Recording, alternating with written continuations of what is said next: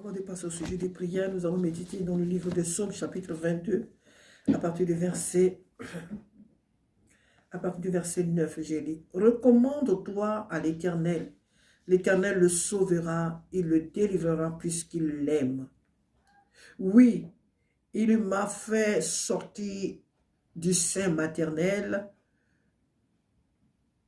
Tu m'as fait sortir du sein maternel.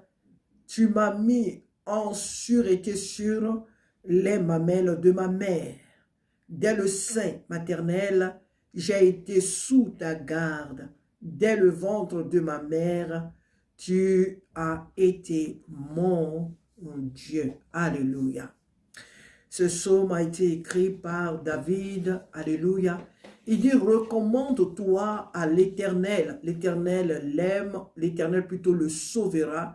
Il le délivrera puisqu'il l'aime. Ici, ce psaume s'adresse à Jésus-Christ. Alléluia. Puisqu'il l'aime, il le délivrera des mains des méchants. Puisque Dieu l'aime, il le délivrera du séjour des morts. Il ne permettra pas que son oin voie la corruption.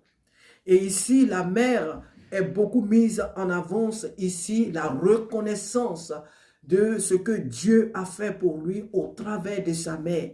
Ce que Dieu a fait avant même que, il dit ici que l'Éternel le sauvera, l'Éternel, il le délivrera puisqu'il l'aime. Oui, tu m'as fait sortir du sein maternel, tu m'as mis en sûreté sur les mamelles de ma mère. Dès le sein maternel, j'ai été sous ta garde. Dès le ventre de ma mère, tu as été mon Dieu.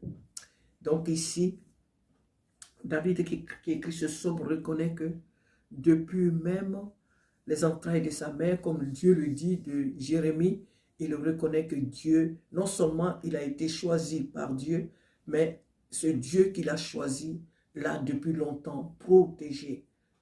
Dans le ventre de sa mère, jusqu'à sa sortie, dans les bras de sa mère, c'est ce Dieu-là qui l'a protégé de tout danger.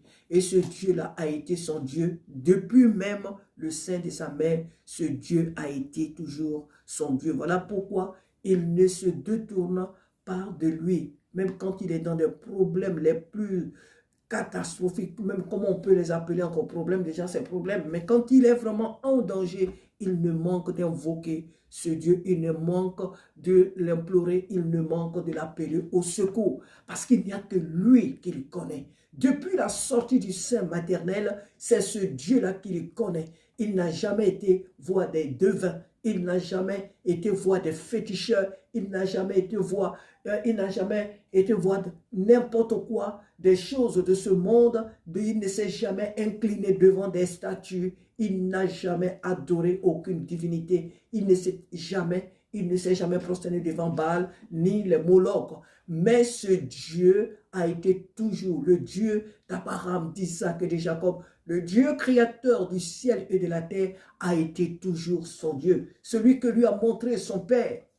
Ce Dieu-là a été toujours son Dieu. Ses regards ont été toujours fixés sur lui. Et il le reconnaît pour son Dieu. Il le reconnaît comme le véritable. Et en réalité, et en vérité, c'est lui qui est le véritable Dieu qui mérite d'être loué. Ici, c'est la reconnaissance. Et nous devons, comme David, savoir que depuis les entrailles de nos mères jusqu'à la sortie, c'est ce Dieu-là que nous avons toujours, qui s'est révélé à nous. Et c'est lui que nous avons toujours invoqué. Nous avons toujours vu sa main dans notre vie. Nous avons toujours vu son secours. Nous avons toujours vécu et nous vivons encore sa manifestation, sa fidélité. Nous les vivons chaque jour.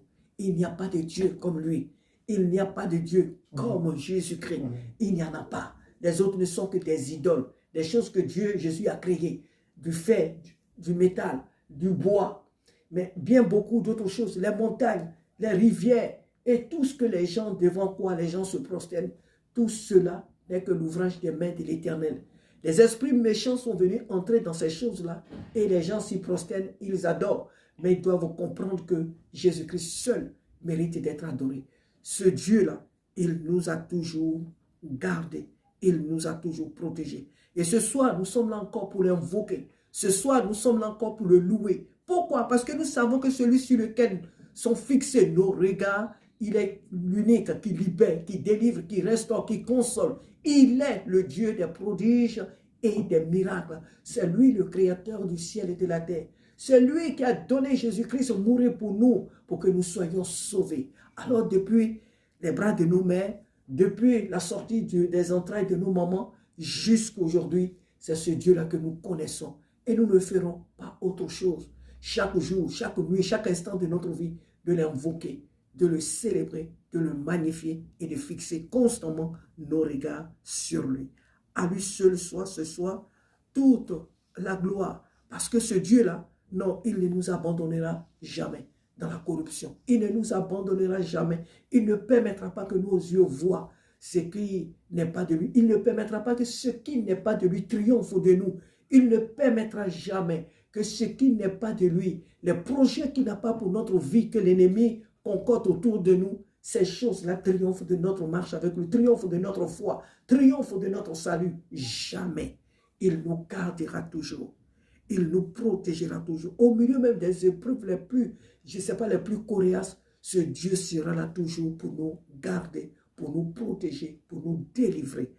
Mon frère, ma soeur, que tes regards encore soient fixés sur ce Dieu-là. Parce que ce n'est pas qu'aujourd'hui on a grandi, donc on le connaît, on l'a accepté. Non, il était là depuis la sortie. Même dans les entrailles de nos mères, il nous avait déjà choisis.